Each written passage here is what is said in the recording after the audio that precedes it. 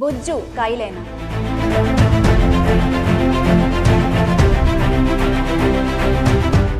ಬೊಜ್ಜು ಅನ್ನೋದು ಕಾಯಿಲೆ. ವರ್ಲ್ಡ್ ಹೆಲ್ತ್ ಆರ್ಗನೈಸೇಷನ್ ಅದನ್ನ ಕಾಯಿಲೆ ಅಂತ ಡಿಕ್ಲೇರ್ ಮಾಡಿದೆ. ಜೀವನ ಶೈಲಿ ಬದಲಾಯಿಸಿಕೊಂಡ್ರೆ ಬೊಜ್ಜು ನಿವಾರಣೆ ಆಗುತ್ತಾ? ಎಲ್ಲ ಬೊಜ್ಜಿಗೂ ಒಂದೇ ಟ್ರೀಟ್ಮೆಂಟ್ ಅಲ್ಲ. ಬೇರಿಯಾಟ್ರಿಕ್ ಸರ್ಜರಿ ದುಬಾರಿನಾ?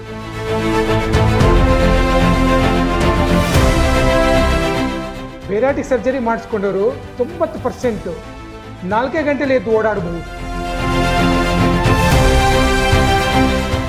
ಬೇರಿಯಾಟ್ರಿಕ್ ಸರ್ಜರಿ ಅನ್ನೋದು ಸೇಫ್ ಸರ್ಜರಿ.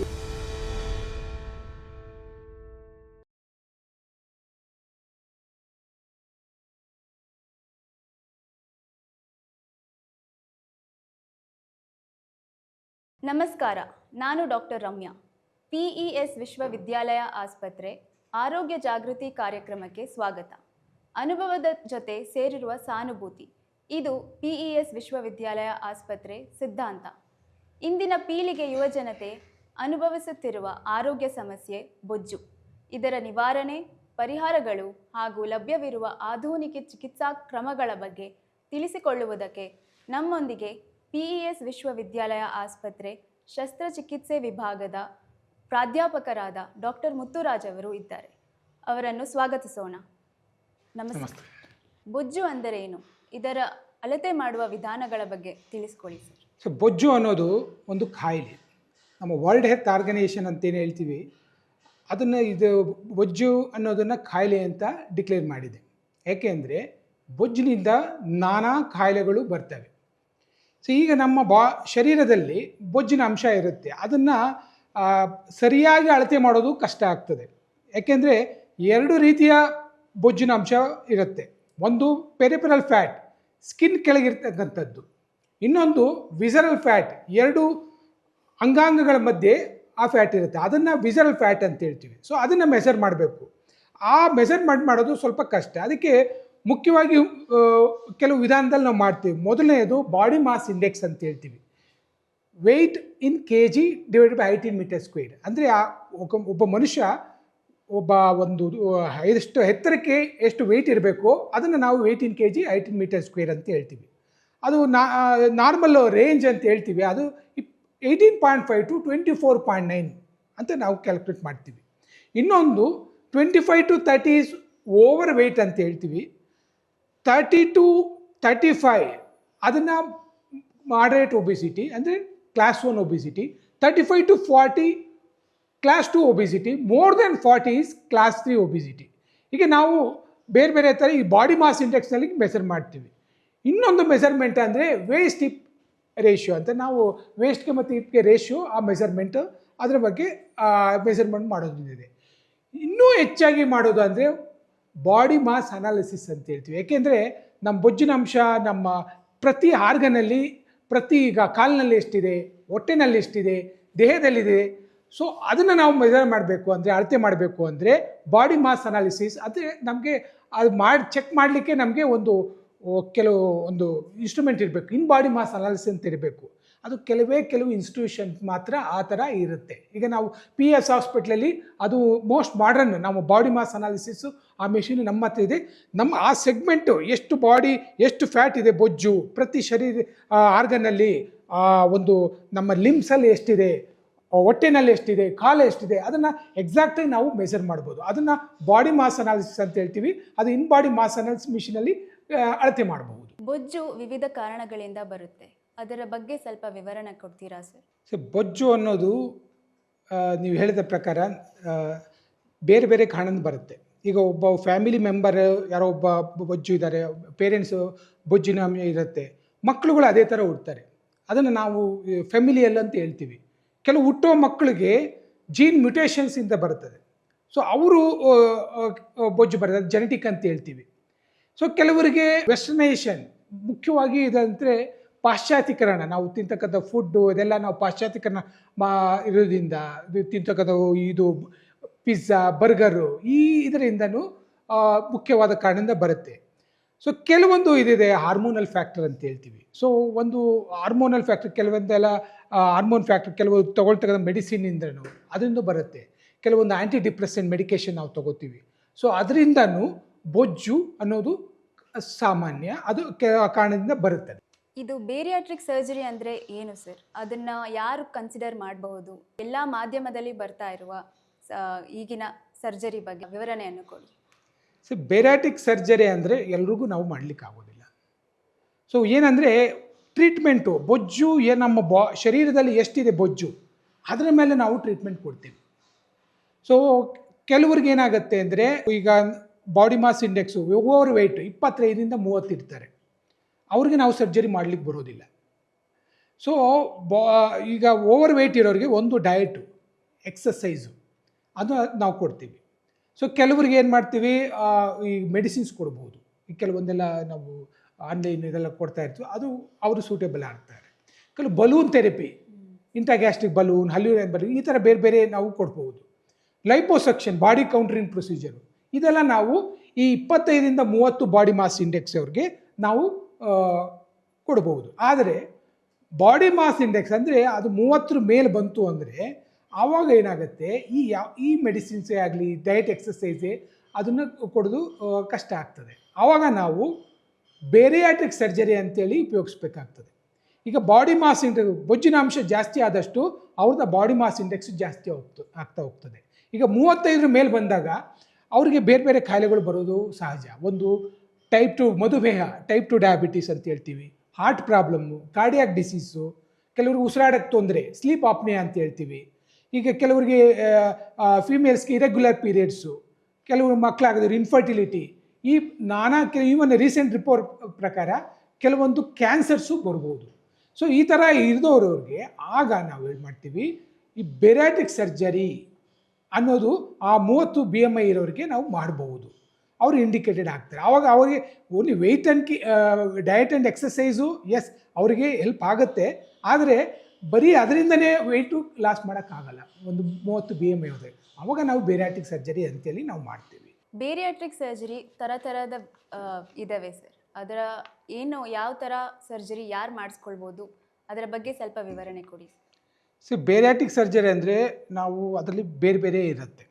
ನಾವು ಒಂದು ಸ್ಲೀವ್ ಗ್ಯಾಸ್ಟ್ರೆಕ್ಟಮಿ ಅಂತ ಹೇಳ್ತೀವಿ, ಗ್ಯಾಸ್ಟ್ರಿಕ್ ಬೈಪಾಸ್ ಅಂತ ಹೇಳ್ತೀವಿ, ಒನ್ ಅನಾಸ್ಟಮಸ್ ಗ್ಯಾಸ್ಟ್ರಿಕ್ ಬೈಪಾಸ್, ಸೊ ದರ ಸ್ಯಾಡಿ ಅಂತ ಹೇಳ್ತೀವಿ. ಹೀಗೆ ಬೇರೆ ಬೇರೆ ಥರ ಇದೆ.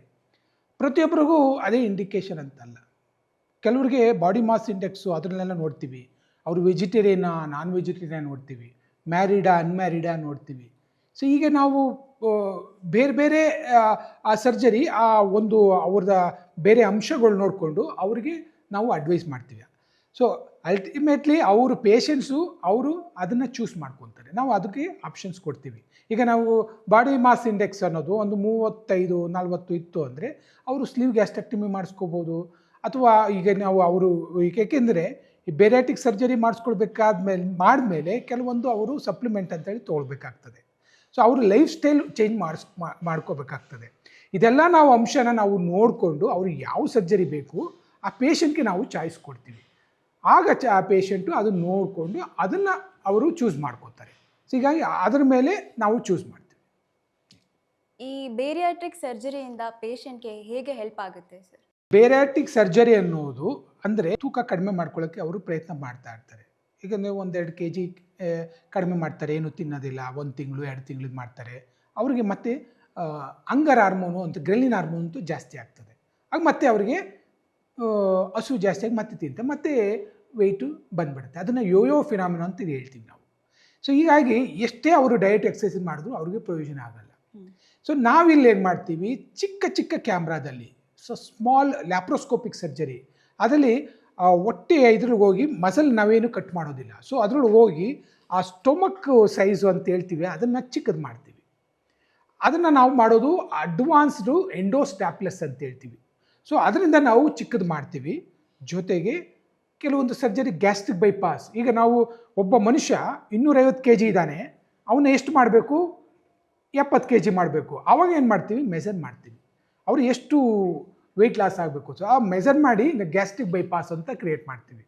ಸೊ ನಾವು ಅದು ಕ್ರಿಯೇಟ್ ಮಾಡಿದಾಗ ಅವರು ಇಮ್ಮಿಡಿಯೇಟಾಗಿ ವೆಯ್ಟ್ ಲಾಸ್ ಆಗಲ್ಲ. ಅವರಿಗೆ ಕೆಲವೊಂದು ತಿಂಗಳು ತಗೊಳ್ತದೆ. ಪ್ರತಿದಿನ ಅವರು ಆ ತೂಕನ ವೇಟ್ ಲಾಸ್ ಆಗ್ತಾ 1 ಇಯರಲ್ಲಿ ಆಲ್ಮೋಸ್ಟ್ 70-80% ಬೊಜ್ಜಿನ ಅಂಶ ಅವರು ಲೂಸ್ ಮಾಡ್ತಾರೆ. ಸೊ ಹಾಗಾಗಿ ಅದನ್ನು ಹೆಲ್ಪ್ ಆಗುತ್ತೆ. ಈಗ ನೀವು ಲ್ಯಾಪ್ರೋಸ್ಕೋಪಿ ಸರ್ಜರಿ ಅಂದ್ರಿ ಸರ್, ಅದು ಪ್ಲಸ್ ಈಗ ಹೊಸ ರೋಬೋಟಿಕ್ ಸರ್ಜರಿ ಅಂತಲೂ ಇದೆ. ಇವೆರಡು ಸ್ವಲ್ಪ ಡಿಫ್ರೆನ್ಸ್ ಆಗಲಿ, ಅದ್ರ ಬಗ್ಗೆ ಮಾಹಿತಿಯನ್ನು ಕೊಡ್ತೀರಾ? ಲ್ಯಾಪ್ರೋಸ್ಕೋಪಿ ಸರ್ಜರಿ ಅಂದರೆ ಈಗ ನೋಡಿ 1950ನಲ್ಲಿ ಆಗ ಓಪನ್ ಸರ್ಜರಿ ಅಂತಿತ್ತು. ಹಾಗೆಲ್ಲ ಈಗೆಲ್ಲ ಈ ಅಡ್ವಾನ್ಸ್ಡು ಇದೆಲ್ಲ ಏನಿರಲಿಲ್ಲ. ಜಸ್ಟ್ ಹಿಂಗೆ ಕಟ್ ಮಾಡಿ ಓಪನ್ ಮಾಡಿ ಸ್ಟಾರ್ಟಿಂಗಲ್ಲಿ ಮಾಡ್ತಿದ್ರು. ಅವು ಸ್ವಲ್ಪ ಕಾಂಪ್ಲಿಕೇಶನ್ಸು ಅದೆಲ್ಲ ಇರ್ತಿತ್ತು. ಈಗೇನಾಗಿದೆ, advance laparoscopy key hole surgery. ಈಗ ನಾವು ಅದರಲ್ಲಿ 4K ಕ್ಯಾಮ್ರಾ, ಈಗ ನಮ್ಮ PS ಹಾಸ್ಪಿಟ್ಲಲ್ಲಿ 4K ಕ್ಯಾಮ್ರಾ ಇದೆ. ಸೊ ಅದರಲ್ಲಿ ಈವನ್ ಸ್ಮಾಲರ್ ಬ್ಲಡ್ ವೆಸಲ್ಸು ನಾವು ಅದನ್ನು ಐಡೆಂಟಿಫೈ ಮಾಡ್ಬೋದು. ಸೊ ಹೀಗಾಗಿ ಆ ಚಿಕ್ಕ ಕ್ಯಾಮ್ರಾದಲ್ಲಿ ಹೋಗಿ ನಾವು ಅದರಲ್ಲಿ ಅಡ್ವಾನ್ಸ್ ಸ್ಟ್ಯಾಪ್ಲರ್ ಹಾಕಿ ಅದರಲ್ಲಿ ಮಾಡೋದ್ರಿಂದ ಆ ಕಾಂಪ್ಲಿಕೇಶನ್ಸ್ ರೇಟ್ಸು ಕಡಿಮೆ ಇದೆ. ಸೊ ಹೀಗಾಗಿ ಈ ಲಾಸ್ಟ್ 30 ಇಯರ್ಸಿಂದ ಅದರಲ್ಲೂ ಅಡ್ವಾನ್ಸ್ಮೆಂಟ್ ಬಂದಿದೆ. ಮೊದಲೆಲ್ಲ ಸಿಂಗಲ್ ಚಿಪ್ ಕ್ಯಾಮ್ರಾ ಇತ್ತು, HD ಕ್ಯಾಮ್ರಾ ಇತ್ತು, ನಾವು 4K ಕ್ಯಾಮ್ರಾಗೆ ಬಂದಿದ್ದೀವಿ ಈಗ. ಸೊ ಹೀಗಾಗಿ ಈ ಸರ್ಜರಿನಲ್ಲಿ ನಾವು ಈ ಸರ್ಜರಿ ಮಾಡ್ತೀವಿ. ಈಗ ಇನ್ನೂ ಒಂದು ನೆಕ್ಸ್ಟ್ ಸ್ಟೇಜು ಈ ರೋಬೋಟಿಕ್ ಸರ್ಜರಿ ಅಂತ, ರೋಬೋಟಿಕ್ ಅಸಿಸ್ಟೆಡ್ ಅಂತೆ. ಅಂದರೆ ಇದು 3D camera, high precise almost 10 times magnified field ಇರುತ್ತೆ. ಸೊ ಇದರಲ್ಲಿ ನಾವು ರೋಬೋಟಿಕ್ ಸರ್ಜರಿ ಮಾಡೋದ್ರಿಂದ ಸೊ ಮೋರ್ ಆ್ಯಕ್ಯುರೇಟ್ ಆಗಿರುತ್ತೆ ಮತ್ತು ಕಾಂಪ್ಲಿಕೇಶನ್ಸ್ ರೇಟು ಕಡಿಮೆ ಇರುತ್ತೆ. ಸೊ ಹೀಗಾಗಿ ರೋಬೋಟಿಕ್ ಸರ್ಜರಿ ಕಂಪೇರ್ ಟು ಲ್ಯಾಪ್ರೋಸ್ಕೋಪಿಸ್ನಲ್ಲಿ ಮೋರ್ ಅಡ್ವಾಂಟೇಜು, ಪೇಷಂಟ್ ಫ್ರೆಂಡ್ಲಿ ಇರುತ್ತೆ. ಈಗ ಸರ್ಜರಿ ಆಗಿದ ಮೇಲೆ ಆ ರಿಕವರಿ ಪೀರಿಯಡ್ ಅನ್ನೋದು ಹೇಗಿರುತ್ತೆ ಅಂತ ಅದ್ರ ಬಗ್ಗೆ ಒಂದು ಸ್ವಲ್ಪ ಹೇಳಿ. ಸೊ ರಿಕವರಿ ಪೀರಿಯಡ್ ಅಂದರೆ ನಾವು ಯಾರೋ ಒಬ್ಬರು ಸರ್ಜರಿಗೆ ಡಿಸೈಡ್ ಮಾಡ್ತಾರೆ ಅಂದ್ಕೊಳ್ಳಿ. ಸೊ ನಾವು ಏನು ಮಾಡ್ತೀವಿ, ಫಸ್ಟು ಫ್ಯೂ ಡೇಸ್ ಅಂದರೆ 4-5 ದಿವಸ ಲಿಕ್ವಿಡ್ ಡಯಟ್ ಅಂತ ಇಡ್ತೀವಿ. ಲಿಕ್ವಿಡ್ ಡಯಟ್ ಅಂದರೆ ಪೇಷಂಟು ಅದೇ ಫ್ಯಾಟಿ ಲಿವರ್, ಯಾಕೆಂದರೆ ಒಬೀಸ್ ಇರೋರು, ಬೊಜ್ಜಿರೋರಿಗೆ ಆ ಫ್ಯಾಟಿ ಲಿವರ್ ಅಂತ ಇರುತ್ತೆ. ಆ ಲಿವರ್ ಸೈಜು ಇಲ್ಲಿ ತನಕ ಇರುತ್ತೆ. ಸೊ ಅದಕ್ಕೋಸ್ಕರ ನಾವು ಲಿಕ್ವಿಡ್ ಡಯಟ್ ಅಂತ ಇಡ್ತೀವಿ. ಆ ಲಿಕ್ವಿಡ್ ಲಿವರ್ ಅದು ಚಿಕ್ಕದಾಗ್ತಾ ಹೋಗ್ತದೆ, ಶಿಂಕ್ ಆಗುತ್ತೆ, ಆಗ ನಮಗೆ ಸರ್ಜರಿಗೆ ಈಸಿ ಆಗುತ್ತೆ. ಸೊ ಅದಾದಮೇಲೆ 1 or 2 ಡೇಸ್ ಬಿಫೋರ್ ನಾವು ಅಡ್ಮಿಟ್ ಮಾಡ್ಕೊತೀವಿ. ಎಲ್ಲ ಬ್ಲಡ್ ಟೆಸ್ಟ್ ಚೆಕ್ ಮಾಡ್ತೀವಿ, ಸ್ಕ್ಯಾನಿಂಗ್ ಚೆಕ್ ಮಾಡ್ತೀವಿ, ಅನಸ್ತೀಷಿಯಾ ಫಿಟ್ನೆಸ್ಸು, ಫಿಸಿಷಿಯನ್ ಫಿಟ್ನೆಸ್ಸು ಇವೆಲ್ಲ ತೊಗೊತೀವಿ.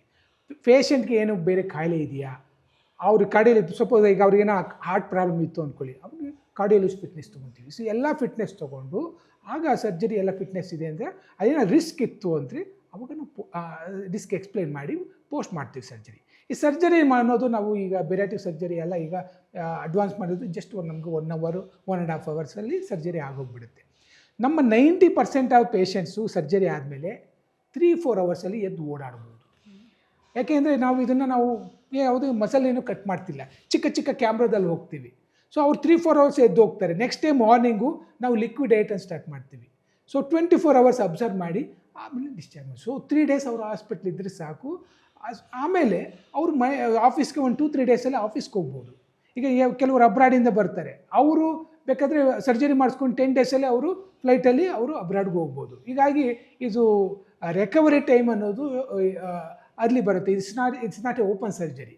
ಹೀಗಾಗಿ ಮಿನಿಮಲ್ ಇನ್ವೇಸಿವ್ ಸರ್ಜರಿ ಮಾಡೋದ್ರಿಂದ ಅವರು ಆಫೀಸ್ಗೂ ಬೇಗನೆ ಹೋಗಬಹುದು. ಈಗ ಈ ಬೇರಿಯಾಟ್ರಿಕ್ ಸರ್ಜರಿ ಮಾಡುವಾಗ ಆಗಿದ ಮೇಲೆ ಕೂಡ ಸರ್ ಏನಾದರೂ ಸೈಡ್ ಎಫೆಕ್ಟ್ಸ್ ಆಗಲಿ ಕಾಂಪ್ಲಿಕೇಶನ್ಸ್ ಆಗಲಿ ಇರುತ್ತಾ? ಇದು ತುಂಬ ಇಂಪಾರ್ಟೆಂಟು ಕ್ವಶನ್. ಯಾಕೆಂದರೆ ಪ್ರತಿ ಪೇಷಂಟ್ಸು ಇದೇ ಹೇಳ್ತಾರೆ, ಸರ್ ನಾವು ಆ ಜರ್ನಲ್ ನೋಡಿದ್ವಿ, ಆ ಟಿ ವಿನಲ್ಲಿ ನೋಡಿದ್ವಿ, ಏನೋ ಕಾಂಪ್ಲಿಕೇಶನ್ಸ್ ಆಗಿದೆ, ಅದೇನೋ ಯಾರೋ ಇದಾಗೋಯ್ತಲ್ಲ, ಫಿಲ್ಮ್ ಆಕ್ಟ್ರೆಸ್ಗೇನೋ ಆಗೋಯ್ತಲ್ಲ ಅಂತ ಈ ಪ್ರಶ್ನೆಯನ್ನು ತುಂಬ ಕೇಳ್ತಾ ಇರ್ತಾರೆ. ಇಲ್ಲಿ ಏನಂದರೆ ಈ ಮಾಧ್ಯಮದಲ್ಲಿ ಕೆಲವೊಂದು ಬರ್ತದೆ, ಯಾವುದೋ ಒಂದು ಒಬಿಸಿಟಿ ಇದಾಯಿತು ಅಂದರೆ ಅದನ್ನು ಬೆರಾಟಿಕ್ ಸರ್ಜರಿ ಅಂತೇಳಿ. ಲೈಪೋಸಕ್ಷನ್ ಅನ್ನೋದು ಬೇರೆ. ಲೈಪೋಸಕ್ಷನ್ ಅಂದರೆ ನಾವು ಫ್ಯಾಟ್ನ ಸಕ್ ಮಾಡೋದು. ಈಗ ನಮ್ಮ ಅಬ್ಡಾಮ್ನಲ್ಲಿ ಇದೆ ಅಂದರೆ ಅದನ್ನು ಸಕ್ ಮಾಡೋದು, ಅದು ಬೇರಾಟಿಕ್ ಸರ್ಜರಿ ಅಲ್ಲ. ಬಲೂನ್ ಅಂತ ಹೇಳ್ತಾರೆ, ಇಂಟ್ರಾಗ್ಯಾಸ್ಟ್ರಿಕ್ ಬಲೂನ್ ಅಂತೇಳಿ, ಅದು ಬೇರಾಟಿಕ್ ಸರ್ಜರಿ ಅಲ್ಲ. ಸೊ ಬೇರಾಟಿಕ್ ಸರ್ಜರಿ ಅನ್ನೋದು ನಾವು ಚಿಕ್ಕ ಕ್ಯಾಮ್ರಾದ ಹೋಗಿ ಅದನ್ನು ಸ್ಟೊಮಕ್ ಸೈಜ್ ಮಾಡಿ ಮಾಡೋದು. ಸೊ ಅದನ್ನು ನಾವು ಅಡ್ವಾನ್ಸ್ ಲ್ಯಾಪ್ರೋಸ್ಕೋಪಿಲಿ ಮಾಡ್ತೀವಿ. ಇಲ್ಲಿ ಕಾಂಪ್ಲಿಕೇಶನ್ಸ್ ನಾವು ನೋಡಿದ್ರೆ ಯಾವುದೇ ಒಂದು ಸರ್ಜರಿಗೆ ಎಷ್ಟು ರಿಸ್ಕ್ ಇರುತ್ತೋ ಅಷ್ಟೇ ಇದಕ್ಕಿರುತ್ತೆ. ಈಗ ಸಪೋಸ್ ಒಬ್ಬ ಪೇಷಂಟು ಹಾರ್ಟ್ ಪ್ರಾಬ್ಲಮ್ ಇದೆ, ಒಂದು 200 kg ಇದ್ದಾರೆ ಅಂದ್ಕೊಳ್ಳಿ, ಅವ್ರಿಗೆ ಎಲ್ಲ ಕಾಯಿಲೆಗಳಿರುತ್ತೆ. ಟೈಪ್ 2 ಡಯಾಬಿಟಿಸ್ ಇರುತ್ತೆ, ಉಸಿರಾಡಕ್ಕೆ ತೊಂದರೆ, ಸ್ಲೀಪ್ ಅಪ್ನಿಯಾ ಇರುತ್ತೆ, ಕೆಲವರಿಗೆ ಹಾರ್ಟ್ ಪ್ರಾಬ್ಲಮ್ ಇರುತ್ತೆ. ಈಗೆಲ್ಲ ಕಾಯಿಲೆಗಳು ಇರೋರು ಅವ್ರು ಯಾವುದೇ ಸರ್ಜರಿ ಆದರೂ ಅವರು ಹೈ ರಿಸ್ಕ್ ಬರ್ತಾರೆ. ಈಗ 200 kg ಇರೋರು ಒಂದು ನಾರ್ಮಲ್ ಡೆಲಿವರಿ ಮಾಡಿಸ್ಕೊಂಡ್ರು ಅದು ಹೈ ರಿಸ್ಕ್ ಪ್ರೆಗ್ನೆನ್ಸಿ ಏನು ಬರುತ್ತೆ. ಈಗ ನನಗೆ ಡೆಲಿವರಿನ ಹೈ ರಿಸ್ಕ್ ಅಂತ ಹೇಳೋಕ್ಕಾಗಲ್ಲ, ಅವ್ರಿಗೆ ಇರ್ತಕ್ಕಂಥ ಕಾಯಿಲೆಯಿಂದ ಅದು ಹೈ ರಿಸ್ಕ್ ಆಗುತ್ತೆ. ಹೀಗಾಗಿ ಈ ಬೆರಾಟಿಕ್ ಸರ್ಜರಿ ಅನ್ನೋದು ಸೇಮ್ ರಿಸ್ಕು, ಯಾವುದೇ ಕಾಯಿಲೆ ಮಾಡಿಸ್ಕೊಳ್ಳಿ ಅವ್ರಿಗೆ ಎಷ್ಟು ರಿಸ್ಕ್ ಇದೋ ಇದು ಅಷ್ಟೇ ರಿಸ್ಕು, ಅಂದರೆ ಇದು ಸೇಫ್ ಅಂತ ನಾನು ಹೇಳ್ಬೋದು. ಓಕೆ ಸರ್, ಬೇರಿಯಾಟ್ರಿಕ್ ಸರ್ಜರಿ ಅನ್ನೋದು ಇನ್ಶೂರೆನ್ಸಲ್ಲಿ ಕವರ್ ಆಗುತ್ತಾ?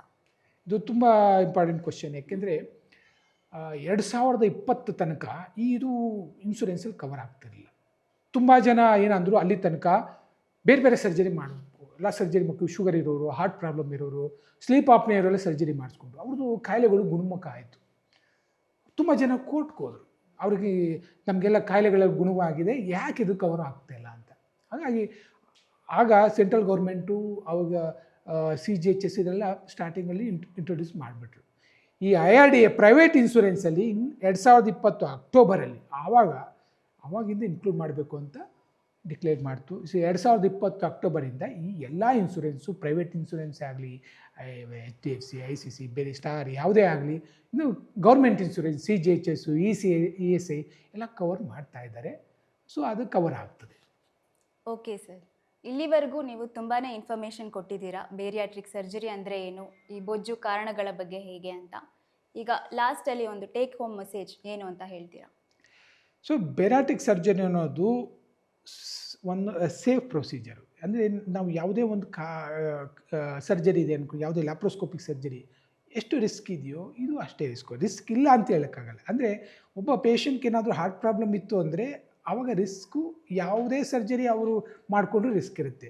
ಸೊ ಹೀಗಾಗಿ ಇದಕ್ಕೆ ಹೆಚ್ಚಿನ ರಿಸ್ಕ್ ಅಂತ ಬರೋಲ್ಲ. ಇದು ಯಾವುದೇ ಸರ್ಜರಿ ಮಾಡಿಸ್ಕೊಳ್ಳಿ ಎಷ್ಟು ರಿಸ್ಕ್ ಇದು ಅಷ್ಟೇ. ಅಂದರೆ ನಾ ಹೇಳೋದ್ರ ಪ್ರಕಾರ ಇದು ಸೇಫ್ ಪ್ರೊಸೀಜರು. ಈಗ ನಾವು 500 ಸರ್ಜರಿಗಿಂತ ಹೆಚ್ಚಿಗೆ ಮಾಡಿದ್ದೀವಿ. ಸೊ ಇಲ್ಲಿ ಯಾವುದೇ ನಮಗೆ ಕಾಯಿಲೆ ಅಥವಾ ರಿಸ್ಕು ಬರಲಿಲ್ಲ. ಇಲ್ಲಿ ರಿಸ್ಕ್ ಅನ್ನೋದು ಒಂದು ಪೇಷಂಟ್ ರಿಸ್ಕ್ ಅಂತ ಹೇಳ್ಬೋದು ಫ್ಯಾಕ್ಟರ್, ಇನ್ನೊಂದು ಸರ್ಜನ್ ಫ್ಯಾಕ್ಟರ್, ಇನ್ನೊಂದು ಇನ್ಫ್ರಾಸ್ಟ್ರಕ್ಚರ್. ಪೇಷಂಟ್ ರಿಸ್ಕ್ ಅನ್ನೋದು ಈ ಪೇಷಂಟ್ಗೆ ಹಾರ್ಟ್ ಪ್ರಾಬ್ಲಮ್ಮು, ಸ್ಲೀಪ್ ಆಪ್ನೇ ಇದೆಲ್ಲ ಇದ್ದರೆ ಯಾವುದೇ ಸರ್ಜರಿ ಮಾಡಿಸ್ಕೊಂಡು ಅವರು ರಿಸ್ಕ್ ಬರ್ತಾರೆ, ಅದೊಂದು ನೋಡಬೇಕು. ಇನ್ನೊಂದು ಸರ್ಜನ್ ಫ್ಯಾಕ್ಟರ್, ಇಲ್ಲಿ ಯಾರು ಸರ್ಜರಿ ಮಾಡ್ತಿದ್ದಾರೆ. ಸೊ ಸರ್ಜರಿ ಮಾಡೋರು ಆ ಸರ್ಜನ್ನು ಅವ್ರಿಗೆ ಎಕ್ಸ್ಪೀರಿಯನ್ಸ್ ಇರಬೇಕು, ಅನುಭವ ಇರೋರು ಇರಬೇಕು. ಸೊ ಅವರ ಅನುಭವ ಇಲ್ಲ ಅಂದರೆ, ಯಾರಾದರೂ ಹೊಸಬ್ರು ಏನಾದರೂ ಸರ್ಜರಿ ಮಾಡ್ತಿದ್ದಾರೆ ಅಂದರೆ ಅದು ರಿಸ್ಕ್ ಜಾಸ್ತಿ ಇರುತ್ತೆ. ಇನ್ನೊಂದು ಇನ್ಫ್ರಾಸ್ಟ್ರಕ್ಚರ್ ಅಂತ ಹೇಳ್ತೀವಿ. ಸೊ ಯಾವ ಥರ ಇನ್ಸ್ಟ್ರೂಮೆಂಟ್ ಇದೆ, ಆ ಇನ್ಸ್ಟಿಟ್ಯೂಷನಲ್ಲಿ ಏನಿದೆ, ICU ಫೆಸಿಲಿಟಿ ಇದೆಯಾ, ಯಾವ ಥರ ಅವರು ಲ್ಯಾಪ್ರೋಸ್ಕೋಪಿಕ್ ಸೆಟಪ್ ಇದೆ, ಸೊ ಇದೆಲ್ಲ ಫ್ಯಾಕ್ಟರು ಕೌಂಟ್ ಆಗುತ್ತೆ. ಹೀಗಾಗಿ ಒಂದು ಒಳ್ಳೆಯ ಇನ್ಸ್ಟಿಟ್ಯೂಷನ್, ಈಗ ನಮ್ಮ PS ಇನ್ಸ್ಟಿಟ್ಯೂಷನಲ್ಲಿ ನಾವು ತುಂಬ ಕೇಸ್ ಸರ್ಜರಿ ಮಾಡಿದ್ದೀವಿ, ನಮ್ಮದು ಯಾವುದೇ ಒಂದು ಕಾಂಪ್ಲಿಕೇಶನ್ಸು ಆಗಿಲ್ಲ. ಸೊ ಇದು ಏನಾಯ್ತು ತೋರಿಸುತ್ತೆ, ನಮ್ಮದು ಕಾಂಪ್ರಿಹೆನ್ಸಿವ್ ಟ್ರೀಟ್ಮೆಂಟು, ಒಂದು ಸರ್ಜನ್ ಫ್ಯಾಕ್ಟ್ರೇ ಆಗಲಿ, ಇನ್ಸ್ಟಿಟ್ಯೂಷನೇ ಆಗಲಿ, ಸೊ ಪೇಷಂಟ್ ಸೆಲೆಕ್ಷನೇ ಆಗಲಿ, ಸೊ ಇದೆಲ್ಲ ನಾವು ನೋಡಬೇಕಾಗ್ತದೆ. ಸೊ ನಾವು ಕರೆಕ್ಟಾಗಿ ನಾವು ಇದೆಲ್ಲ ಫ್ಯಾಕ್ಟ್ರ್ ನೋಡಿದ್ರೆ ಕಾಂಪ್ಲಿಕೇಶನ್ಸು ನಾವು ತಡೆಗಟ್ಟಬಹುದು. ಕೊನೆ ಪ್ರಶ್ನೆ ಸರ್, ಈ ಬೇರಿಯಾಟ್ರಿಕ್ ಸರ್ಜರಿ ಅಂದರೆ ತುಂಬ ಕಾಸ್ಟ್ಲಿ ಅಂತ ಹೇಳ್ತಾರೆ, ಎಷ್ಟು ಕಾಸ್ಟ್ ಆಗ್ಬೋದು? ಹಾಗೂ ಈ PS ವಿಶ್ವವಿದ್ಯಾಲಯ ಆಸ್ಪತ್ರೆಯಲ್ಲಿ ಇದು ಲಭ್ಯವಿದೆನಾ? ಇದು ತುಂಬ ಇಂಪಾರ್ಟೆಂಟ್ ಕ್ವಶನ್. ಯಾಕೆಂದರೆ ಬೆರಾಟಿಕ್ ಸರ್ಜರಿ ಅನ್ನೋದು ವೆರಿ ಕಾಸ್ಟ್ಲಿ. ಯಾಕೆಂದರೆ ಕಾರ್ಪೊರೇಟ್ ಹಾಸ್ಪಿಟ್ಲ್ ಆಗಲಿ, ಪ್ರೈವೇಟ್ ಹಾಸ್ಪಿಟ್ಲಿ ಸಾಮಾನ್ಯ ಜನಕ್ಕೆ ಸಿಗೋದು ತುಂಬ ಕಷ್ಟ. ಯಾಕೆಂದರೆ ಇದನ್ನು ನಾವು ಅಡ್ವಾನ್ಸ್ ಸ್ಟ್ಯಾಪ್ಲರ್ಸ್ ಅಂತ ಉಪಯೋಗಿಸ್ತೀವಿ. ಅಡ್ವಾನ್ಸ್ ಸ್ಟ್ಯಾಪ್ಲರ್ಸು, ಗನ್ನು, ಲ್ಯಾಪ್ರೋಸ್ಕೋಪಿಕ್ ಇನ್ಸ್ಟ್ರೂಮೆಂಟು, ಇದರಿಂದ ಇದು ತುಂಬ ಕಾಸ್ಟ್ಲಿ. ಸೊ ಹೀಗಾಗಿ ಯಾವುದೇ ಒಂದು ಕಾರ್ಪೊರೇಟ್ ಪ್ರೈವೇಟಲ್ಲಿ ಮಿಡ್ಲ್ ಕ್ಲಾಸ್ ಸರ್ಜರಿ ಮಾಡಿಸ್ಕೊಳ್ಬೇಕು ಅಂದರೆ ಕಷ್ಟ ಆಗುತ್ತೆ. ಅದಕ್ಕೋಸ್ಕರ ನಮ್ಮ PS ಹಾಸ್ಪಿಟ್ಲಿ ನಾವು ಬೆರಾಟಿಕ್ ಸರ್ಜರಿ ನಾವು ಸ್ಟಾರ್ಟ್ ಮಾಡಿದ್ದೀವಿ. ಇಲ್ಲಿ ಈ ಬೇರೆ ಪ್ರೈವೇಟ್ ಹಾಸ್ಪಿಟ್ಲ್, ಕಾರ್ಪೊರೇಟ್ ಹಾಸ್ಪಿಟ್ಲಿಗೆ ನಾವು ಕಂಪೇರ್ ಮಾಡಿಕೊಂಡ್ರೆ ಈವನ್ 1/10, ಸೊ ನಾಮಿನಲ್ ಚಾರ್ಜಲ್ಲಿ ನಾವು ಸರ್ಜರಿ ಮಾಡ್ತಿದ್ದೀವಿ. ಇದರಲ್ಲಿ ಜೊತೆಗೆ ಬರೀ ಸರ್ಜರಿನೇ ಅಲ್ಲ, ಒಂದು ನಾವು ಎಕ್ಸ್ಪೀರಿಯನ್ಸ್ ಸರ್ಜನ್ ಇದ್ದೀವಿ. ಫಸ್ಟ್ ಫ್ಯಾಕ್ಟರ್ ಇನ್ಫ್ರಾಸ್ಟ್ರಕ್ಚರು ಅಂತ ಹೇಳ್ತೀವಿ. ಪ್ರತಿಯೊಂದು ಒಂದು ಲ್ಯಾಪ್ರೋಸ್ಕೋಪಿ 4K ಇನ್ಸ್ಟ್ರೂಮೆಂಟೇ ಇರ್ಬೋದು, ಮತ್ತು ಕೆಲವೊಂದು ಮೆಸರ್ಮೆಂಟ್, ಬೊಜ್ಜನ್ನು ಮೆಜರ್ ಮಾಡೋದು. ಈಗ ನಮ್ಮಲ್ಲಿ latest in body mass analysis ಇದೆ. ಸೊ ಅದು ಪ್ರತಿಯೊಂದು ಬಾಡಿನಲ್ಲಿ ಎಷ್ಟು ಫ್ಯಾಟ್ ಇದೆ, ಎಷ್ಟು ಮಸಲ್ ಇದೆ, ಎಷ್ಟು ಹೆಲ್ತಿ ಇದ್ದಾರೆ, ಅದನ್ನು ನಾವು ಮೆಸರ್ ಮಾಡ್ಬೋದು, ಅದು ಇದೆ. ಸೊ ಹೀಗಾಗಿ ನಾವು ಯಾವುದೇ ಒಂದು ಸರ್ಜರಿ ನಾವು ಇದರಲ್ಲಿ ಇದು ಮಾಡ್ತಿದ್ದರು. ಸೊ ಯಾವುದೇ ಒಂದು ಮೆಡಿಕಲ್ ಕಾಲೇಜಲ್ಲಿ 90% ಆಫ್ ಮೆಡಿಕಲ್ ಕಾಲೇಜಲ್ಲಿ ಇಂಡಿಯಾದಲ್ಲಿ ಈ ಫೆಸಿಲಿಟಿ ಇಲ್ಲ. ಸೊ ಇಲ್ಲಿ ನಾವು ಆ ಫೆಸಿಲಿಟಿನ ಮಿಡ್ಲ್ ಕ್ಲಾಸ್ ಆ್ಯಂಡ್ ಲೋವರ್ ಕ್ಲಾಸ್ಗೆ ನಾವು ಪ್ರೊವೈಡ್ ಮಾಡ್ತಾಯಿದ್ದೀವಿ. ಕಡಿಮೆ ದರದಲ್ಲಿ ಈಗ ನಾವು ಇಂಡಿಯಾದಲ್ಲಿ one of the medical college doing bariatric surgery ಅಂದರೆ ನಮ್ಮ PES ಹಾಸ್ಪಿಟಲ್. ಇಲ್ಲಿವರೆಗೂ ನೀವು ತುಂಬಾ ಇನ್ಫಾರ್ಮೇಷನ್ ಕೊಟ್ಟಿದ್ದೀರಾ ಸರ್. ಈ ಬೊಜ್ಜು ಎಂದರೇನು, ಇದರ ಏನೇನು ಕಾರಣಗಳಿವೆ, ಇದರ ಪರಿಹಾರಗಳೇನು, ಬೇರಿಯಾಟ್ರಿಕ್ ಸರ್ಜರಿ ಅಂದರೆ ಏನು, ಬಹಳ ಕಮ್ಮಿ ಖರ್ಚಲ್ಲಿ ಆಗುತ್ತೆ. ಸೊ ಇದರ ಬಗ್ಗೆ ಕೂಡ ನೀವು ತುಂಬಾ ಮಾಹಿತಿಯನ್ನು ಕೊಟ್ಟಿದ್ದೀರಾ ಸರ್. ಧನ್ಯವಾದಗಳು ಸರ್. ನಮಸ್ತೆ. ನಮಸ್ತೆ.